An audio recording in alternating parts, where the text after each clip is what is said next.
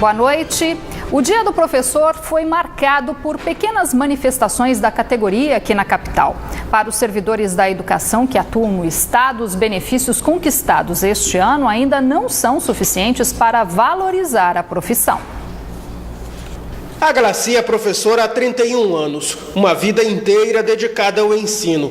Apesar dos anseios da profissão, a educadora diz ter orgulho do que faz.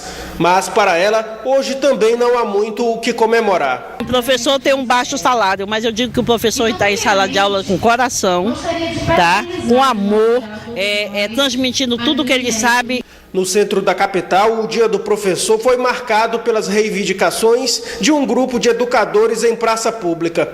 Entre as cobranças estão questões salariais, benefícios e melhores condições de trabalho. A categoria dos professores continua passando por graves problemas nas escolas públicas, péssimas condições de trabalho e baixos salários. A associação vem buscando nos últimos 4 anos conquistar não só reajuste salarial, mas aumento real de salário. E isso nós não temos conseguido. Nem os reajustes salariais não estão sendo pagos de forma correta. Atualmente, o salário inicial do professor da rede pública estadual chega a R$ 1.300 para uma carga horária de 20 horas semanais. Para ganhar um pouco mais, é preciso dobrar.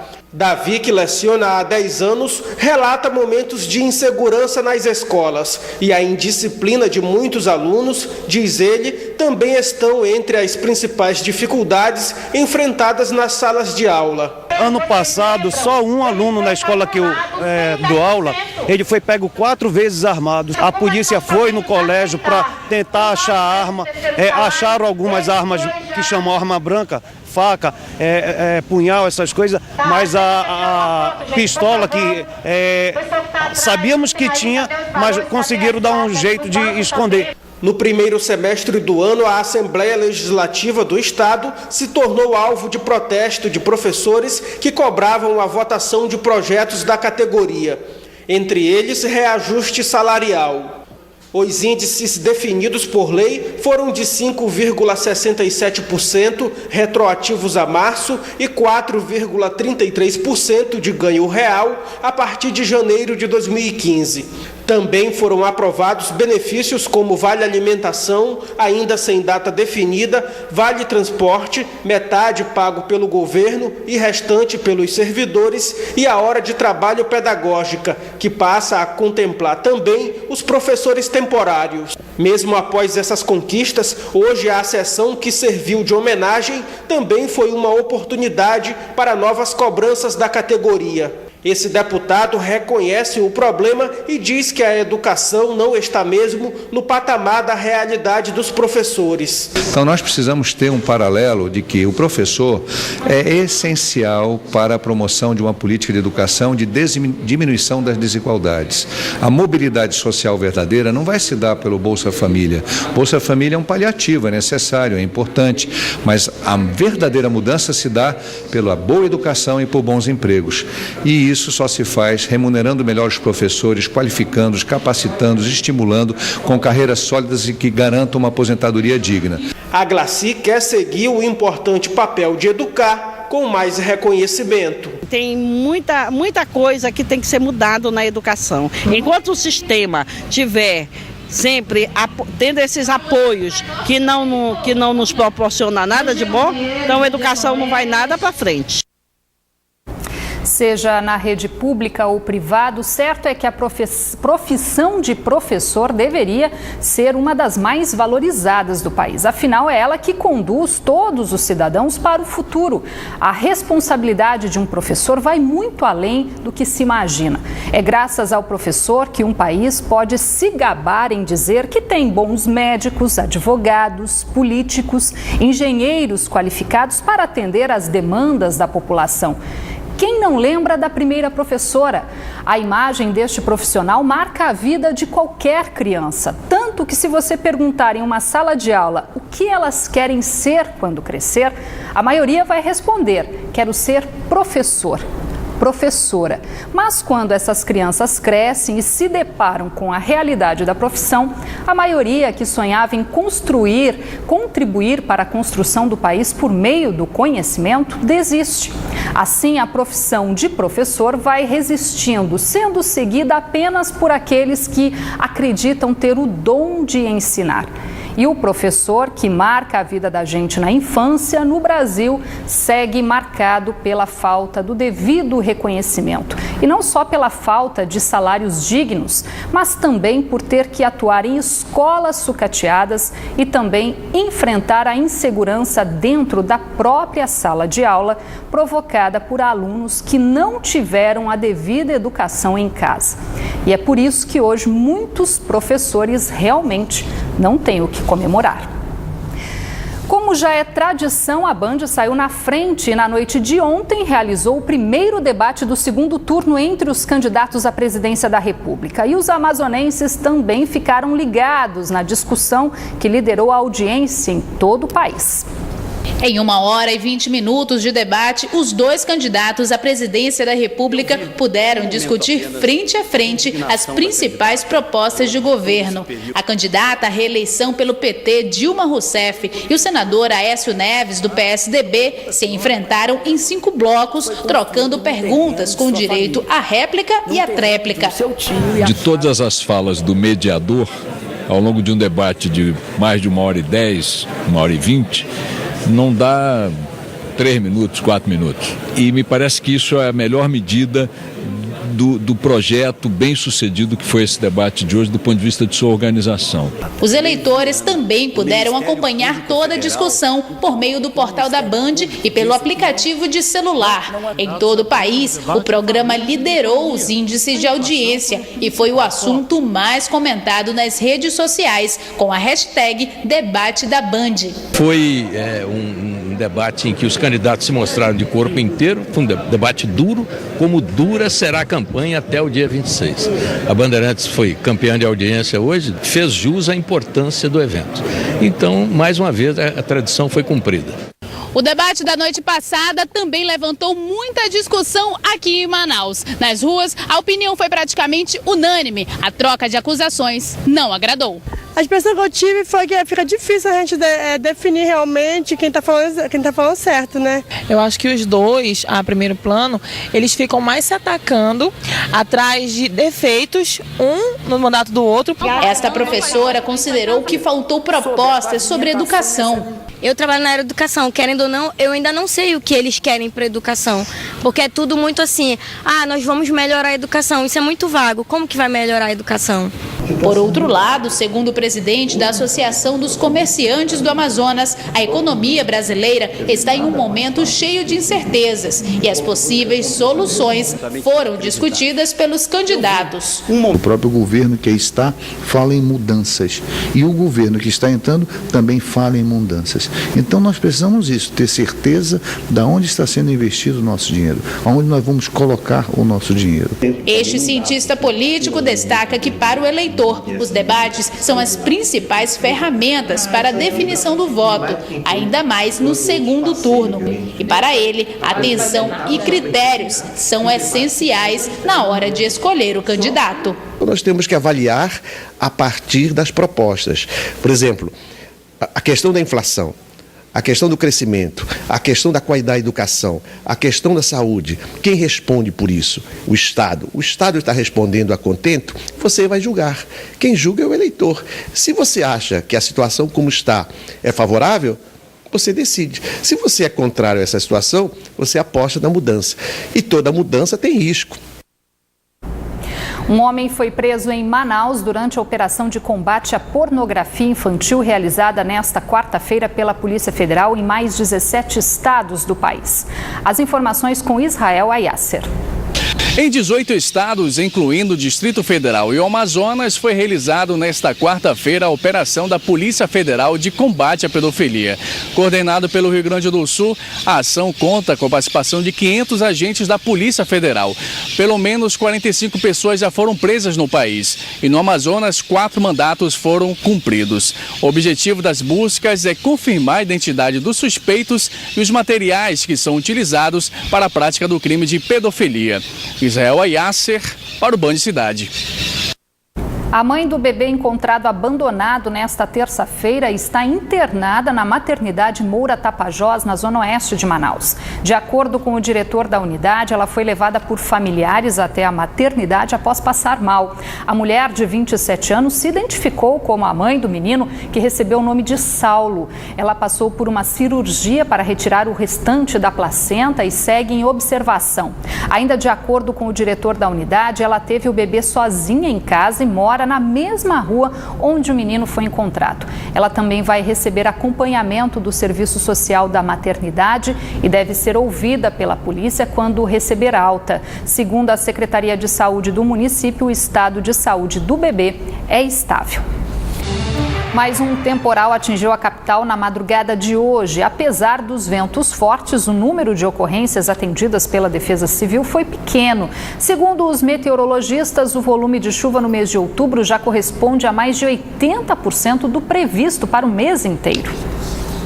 A Defesa Civil de Manaus registrou 4 ocorrências por conta da chuva durante a madrugada. Uma delas foi nesta escola no quilômetro 42 da M010, que ficou destelhada por conta da ventania.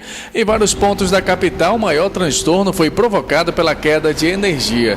Seu Luiz, dono de uma borracharia no bairro Aleixo, relata que ficou sem luz durante toda a manhã. Foi questão da natureza, o vento foi muito forte, quem mora aqui sabe que deu um vento fortíssimo antes da chuva. E nesse caso, com certeza bateu fio com outro fio que passa corrente, quebra. De acordo com o Instituto Nacional de Meteorologia, nos primeiros 15 dias do mês de outubro já choveu 114 milímetros na capital, sendo que o previsto para todo o mês é de 135 milímetros. Mas, segundo o meteorologista, o volume ainda é considerado normal para o período. Na média, na cidade de Manaus, o mês de outubro deve chover entre 87 e 135 milímetros. Se ficar dentro desses valores, é considerado normal.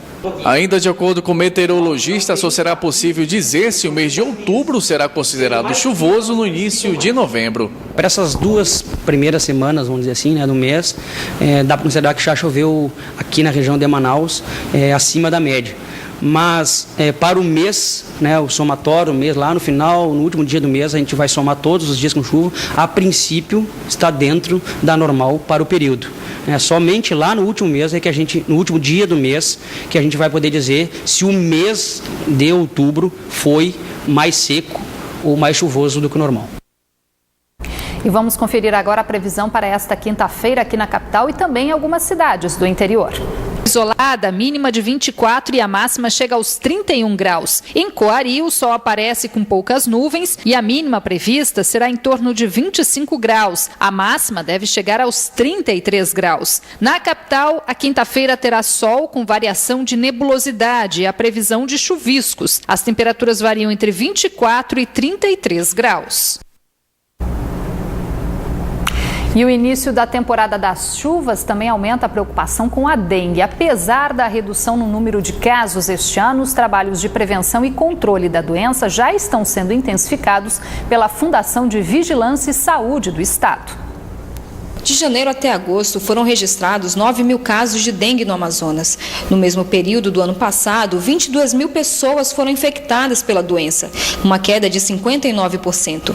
Mesmo assim, os trabalhos de prevenção já começam a ser intensificados em 30 municípios, onde foram registrados casos da doença no estado. Nós enviamos um alerta para que os municípios realizem agora, no período de outubro, um levantamento rápido de índice de infestação do vetor Aedes aegypti e Aedes albopictus, que é o LIRA, e a partir desse levantamento serão elaborados os planos de prevenção e controle. Ainda de acordo com a Fundação de Vigilância em Saúde, o risco de epidemia está descartado.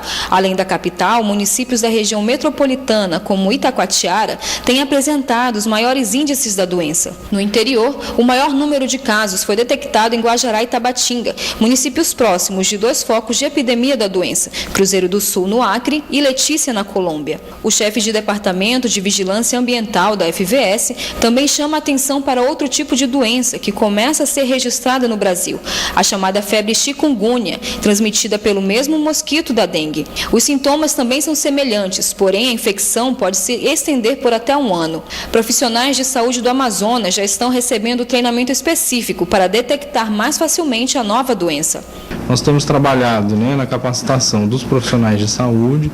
Então, inicialmente foram capacitados médicos, enfermeiros e os agentes de saúde, para conhecer essa doença, ter as principais informações.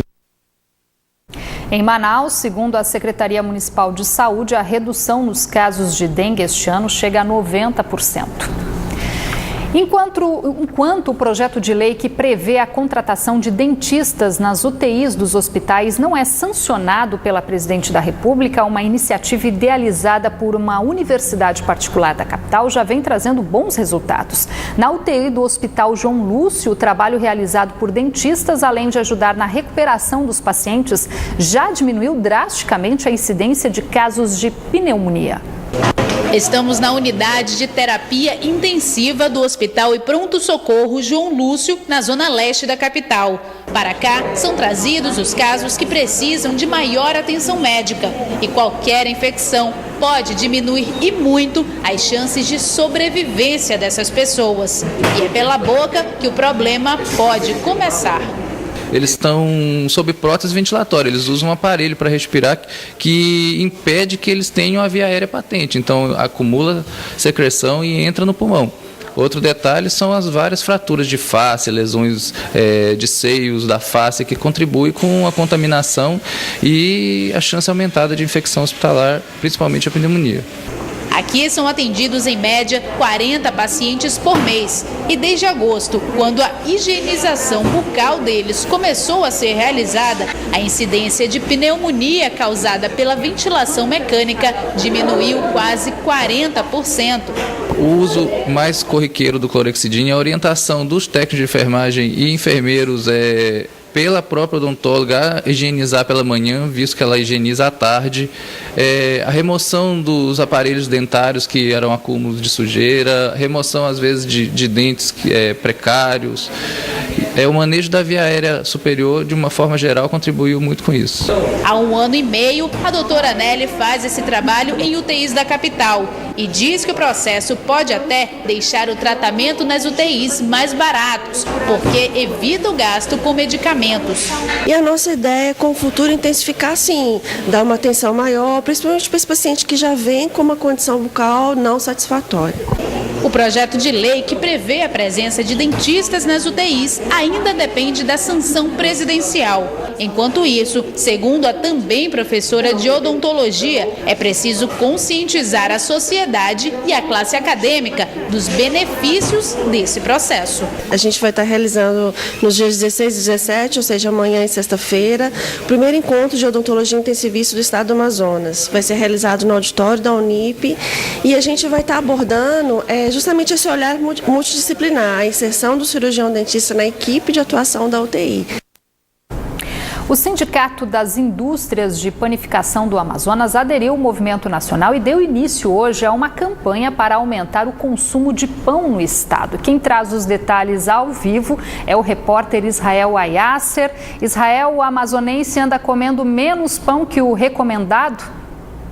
Boa noite, Rosimara. Os amazonenses consomem sim menos pão com relação à média nacional, que é de 33 quilos por ano. Os amazonenses da capital consomem cerca de 30 quilos, já no interior do Amazonas, cerca de 27 quilos por ano, enquanto a média nacional recomendada pela Organização Mundial da Saúde é de 60 quilos por ano. Para falar mais sobre o assunto, eu converso com o presidente da Sidipam, Williams Barbosa. Presidente, o que será feito, o que o setor está fazendo para tentar estimular a venda de pão, consumo de pão aqui na capital? A princípio, amanhã, dia 16 de outubro, comemora-se oficialmente o Dia Mundial do Pão. Hoje, a nível nacional, está havendo uma campanha no sentido de divulgar, informar ao consumidor os benefícios que o pão lhe proporciona, onde o consumidor, através dessas informações, estimula automático o aumento do consumo do pão, onde a Organização Mundial da Saúde recomenda que o consumo per capita é de 60 quilos por habitante, onde o Brasil hoje tem uma média de 33 quilos ano. A exemplo do nosso estado do Amazonas, nós temos na capital o consumo per capita de 30 quilos, no interior 27 quilos. O senhor acredita que a falta de informação faz as pessoas não consumirem pão adequadamente? Acredito eu e toda a nossa direção de entidade ser um dos principais fatores, a falta da informação correta, que o pão é benéfico, que o pão tem muitos benefícios através de todos os seus nutrientes. Ok, muito obrigado, presidente. Rosimara, volto com você. Certo, obrigado, Israel. O Band Cidade está de volta e agora para falar de esporte. Pela primeira vez, a equipe amazonense de tiro com arco conquistou o ouro no Campeonato Brasileiro da modalidade. E a boa performance já faz os atletas indígenas sonharem com uma chance na Olimpíada de 2016 no Rio de Janeiro. Do 7º Campeonato Brasileiro de Base de Tiro com Arco, realizado no último fim de semana em Maricá, no Rio de Janeiro, o Amazonas voltou com medalhas de ouro, prata e bronze. Jovens indígenas do projeto Arquearia Indígena da Fundação Amazonas Sustentável foram responsáveis pela performance inédita. Icém, da etnia Baré, conquistou uma das 2 medalhas de ouro da competição, disputando no arco composto juvenil. Agora vou participar na outra categoria, que é de adulto, da mesma categoria do meu professor, e eu vou tentar ficar em primeiro, mais uma medalha de ouro. Para o idealizador do projeto, a aposta na habilidade de jovens índios com instrumentos de caça tem dado certo. E a Olimpíada 2016 é um sonho. Nós estamos diante de uma conquista muito marcante, uma conquista histórica e inédita. Os arqueiros indígenas do Amazonas brilharam no Campeonato Brasileiro, ganharam medalha de ouro, 2 ouros, 1 prata e 2 bronze. E, além disso, a convocação para passar uma semana com o técnico da seleção brasileira, e isso é parte da formação da equipe brasileira de alto rendimento que vai se preparar para a Olimpíada do Rio de Janeiro. E a Ci, da etnia Carapano, também está feliz pelo bom resultado. Uma honra muito grande estar representando o Amazonas, a minha etnia, o povo indígena.